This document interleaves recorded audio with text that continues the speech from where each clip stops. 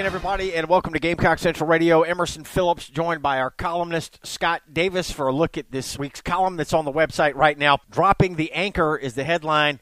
We invite you to check it out. It is on the website right now, and Scott joins us here on GCR. Scott, how you doing this weekend? I'm doing great, Emerson. Nice to be with you. It is nice to be back in the winning column. You know, it's been 2 weeks since the Gamecocks had played a football game. They had a game canceled by a hurricane, and then the week before that, they were routed at home by Georgia. And so there was not a great taste in the mouths of Gamecock fans across the state of South Carolina and everywhere else. And it was nice to head up to Nashville to play a team that really has always been kind of a pesky thorn in the side of South Carolina. They usually defeat the Commodores, but they have often struggled to do it. A lot of the games have ended up being nail-biters.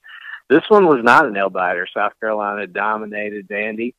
They really could have beaten them even more soundly than they did.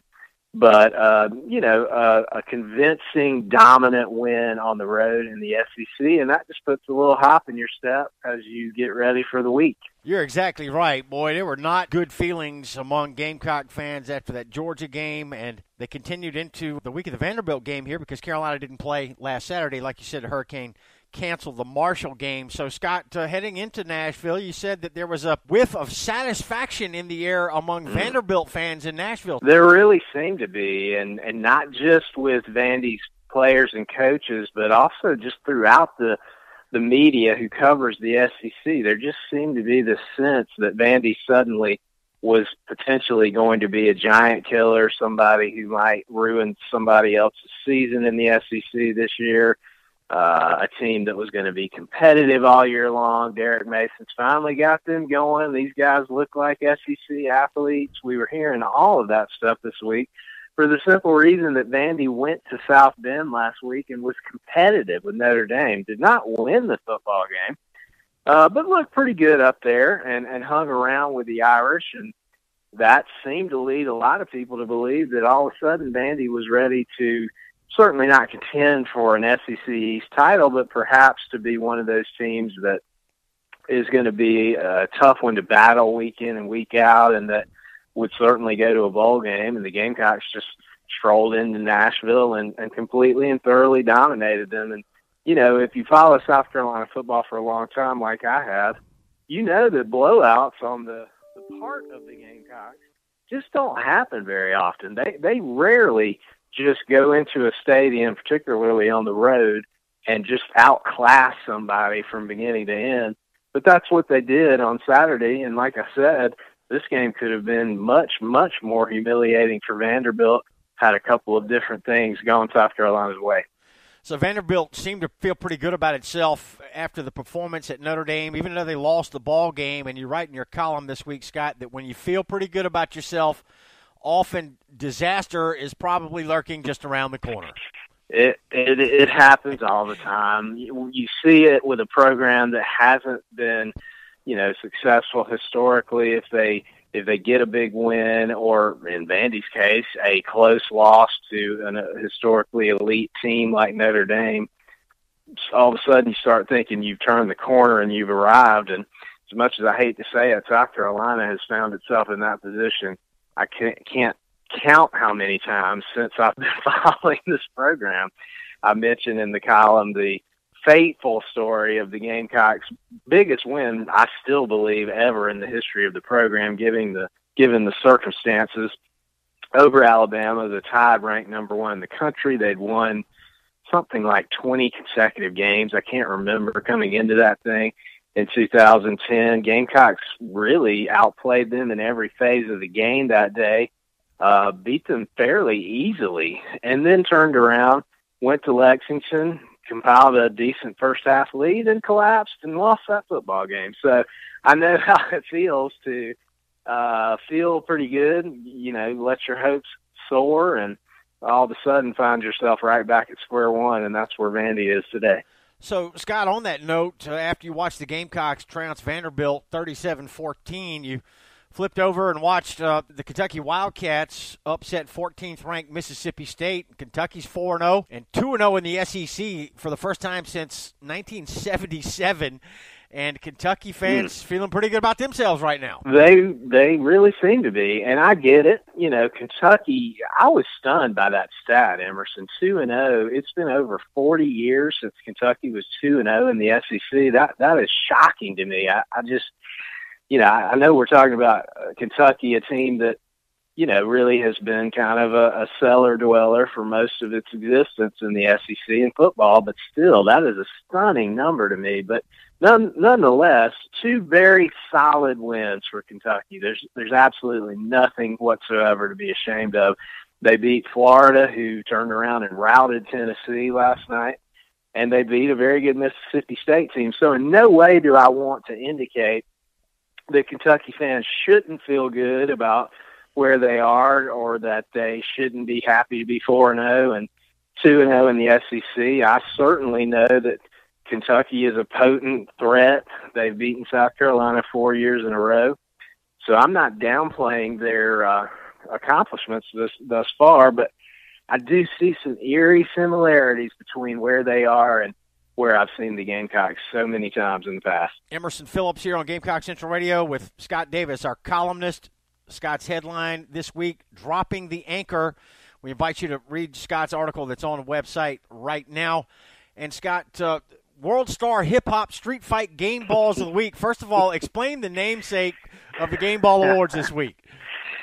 Yeah, there's this crazy website called World Star Hip Hop, and a lot of what's on there is just a collection of people taping fights, these things breaking out in McDonald's or, you know, on the street somewhere. And I'll be the first to admit that a person of my age should not enjoy watching these, but I've actually referenced these in my column once before, so this is the second time I've touched on this.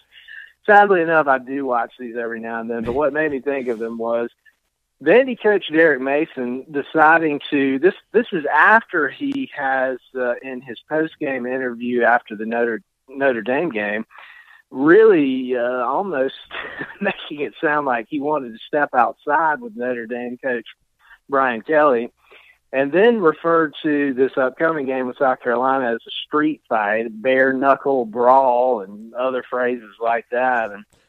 And the Gamecocks, for whatever reason, really did not enjoy Coach Mason's comments. Many of them referenced them after the game, and not only that, it was very clear that Coach Will Muschamp had talked about that to the players. He was very aware of those comments. He didn't specifically speak to them, but it was very obvious by his reaction that he knew about them and thought that it was somewhat funny, considering the Gamecocks came into Vanderbilt Stadium and rushed for 273 yards. So even Jake Bentley, who never gets into this kind of stuff, made a comment about we would have played them in a stadium, a street, anywhere they wanted to do it. So the Gamecock players were very riled up by these comments. And my point in the column in giving that a game ball was, to me personally, honestly, Emerson, I didn't really think the comments were that big of a deal. But if it made the Gamecocks get fired up, and it clearly did, then let's turn everything into a declaration of war of sorts. Just search for reasons to find something to get mad about, if that's the kind of performance that it's going to get out of you. And that was the Michael Jordan philosophy, Scott. You mentioned that in your column this week, and that was exactly what I was thinking of when I was reading that. That's kind of how Michael Jordan looked at things. It absolutely was. It fueled his entire career. This guy would remember that, you know, somebody maybe shoved him in a game when he was back in college in North Carolina, and then 7 years later in the NBA, he would go out of his way to embarrass that person on the floor. And so he just turned every single thing that ever happened to him in his life into a slight that he needed to overcome and overwhelm, and that made him the greatest NBA basketball player of all time. So if the Gamecocks need to do that, then let's, you know, get into the newspapers this week and see what we can find that Kentucky is saying and turn that into fuel for the fire. And for all the young people listening today, the greatest basketball player of all time is Michael Jordan.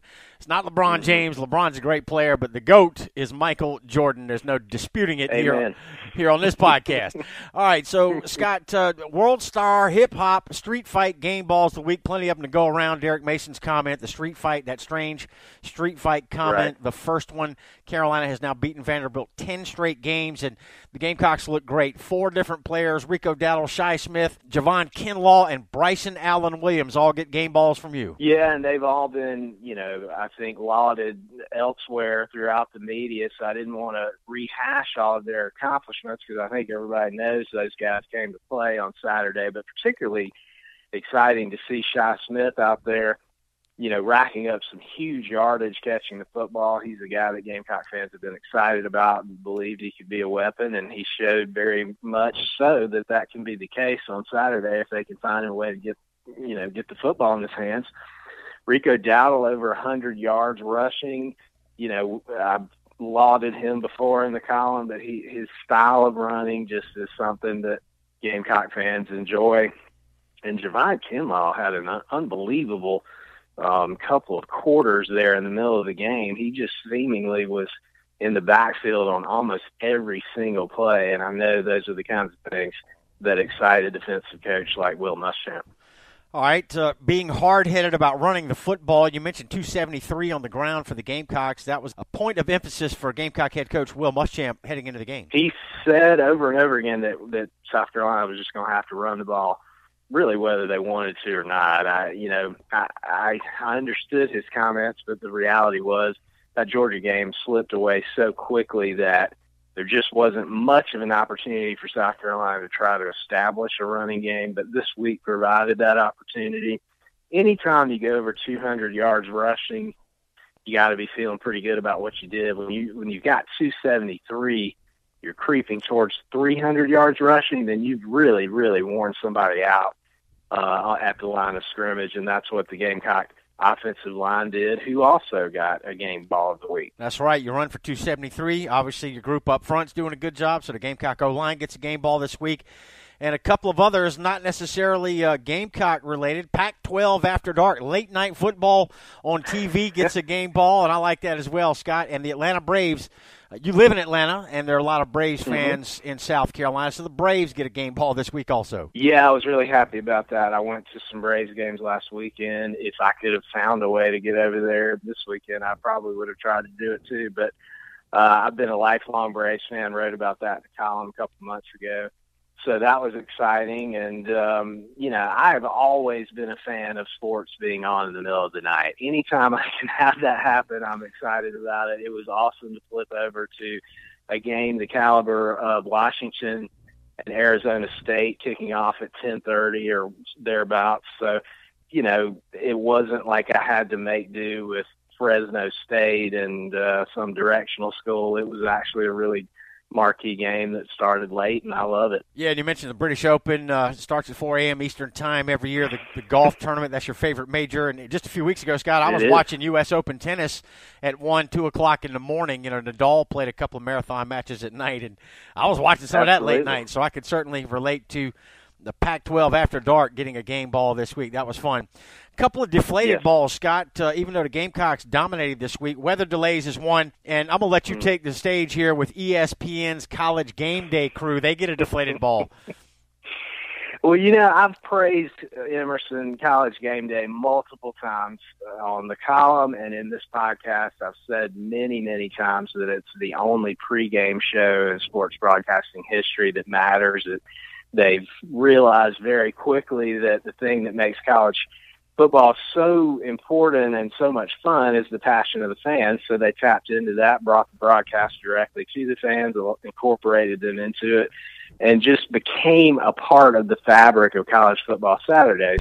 So I love those guys, but they had a rough day on Saturday. They really, there was a very strange segment about midway through the show where they just seemed to be trying to convince one another that the ACC wasn't really that bad. I don't know what the purpose was or why it was so important for them to make the Atlantic Coast Conference sound like a pretty good football conference, because it's not right now, and anyone who follows college football knows that. And I think one of the things I've always loved about game day is that they don't pull any punches. They always are honest, tell the truth, candid. Maybe you don't want to hear it, maybe you do, but whatever it is, it's usually the truth.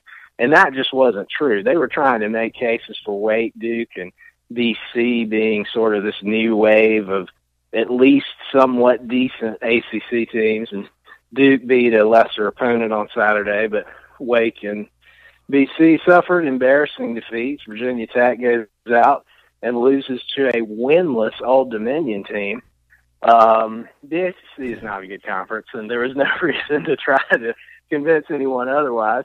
I believe that there are teams in the ACC that could beat South Carolina. Clemson's beaten them, several years in a row, and may very well do so again this year. So it's not about one or two teams in the ACC being better than my team or anything like that. It's just about being honest, and I don't know what they were doing there. And then to top it all off, all four pickers, including the guest picker, picked the Vanderbilt Commodores to beat South Carolina, which seems sort of mystifying to me. As you said, the Gamecocks entering the game with a 9-game winning streak over the Commodores. It's not as though South Carolina was without talent or not a very good football team. There wasn't one person on that stage that thought the Gamecocks might go into Nashville and squeak out a win. And, of course, they looked exceedingly silly when South Carolina won by more than 3 touchdowns. So a bad day Saturday for the ESPN College Game Day crew, bad day for the Vanderbilt Commodores, not a bad day for the Kentucky Wildcats. Wildcats feeling good about themselves after beating 14th-ranked Mississippi State on Saturday. And, of course, Scott, the Gamecocks have the Kentucky Wildcats coming up next. Well, South Carolina didn't need any motivation at all whatsoever before this week to play its best game against Kentucky. They've lost 4 in a row to them. The loss last year, to me, was one of the most disappointing in the last 10 years or so of watching South Carolina football.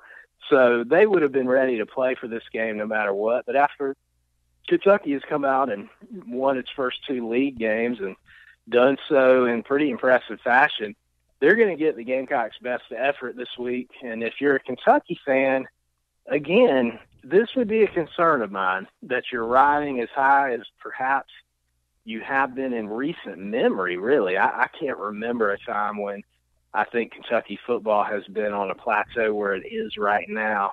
Are they ready to ascend that stage and really seize it by the horns, or are they going to go out there and do something that you might be accustomed to seeing Kentucky football do? I just simply raised the question in the column, that's all. Great read this week, Scott. Much appreciate you. Thank you. Thanks, Emerson. Enjoyed it. That's Scott Davis, our columnist. Dropping the Anchor is the headline of his column that's on Gamecock Central right now. This podcast accompanies that article every week. We invite you to read it in full, Dropping the Anchor on GamecockCentral.com. For Scott Davis, I'm Emerson Phillips, and thank you for joining us on Gamecock Central Radio.